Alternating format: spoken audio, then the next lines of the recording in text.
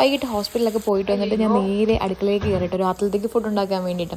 അപ്പം ഇന്ന് ഞാൻ ചോദിച്ചു ചപ്പാത്തി മതിയെന്ന് ചോദിച്ചപ്പോഴത്തേക്കും ഇപ്പോൾ എല്ലാവരും ഇപ്പോൾ ഇവിടെ ഇടിയപ്പമാണ് ഇഷ്ടം കേട്ടോ. അപ്പോൾ പറഞ്ഞു ഇടിയപ്പം മതിയെന്ന് പറഞ്ഞു. പിന്നെ ചിക്കൻ കുറച്ച് ഇരിപ്പുണ്ടായിരുന്നു കേട്ടോ. അപ്പോൾ ഞാൻ അത് വെച്ചിട്ട് ചിക്കൻ ചുക്ക് റെഡിയാക്കും കേട്ടോ. എനിക്ക് ഈ ചിക്കൻ മേടിക്കുമ്പോൾ ഒരുമിച്ചൊക്കെ എടുക്കുമ്പോൾ എന്തോ ഒരു മനസ്സംതൃപ്തി ഇല്ലാതെ വരും കേട്ടോ.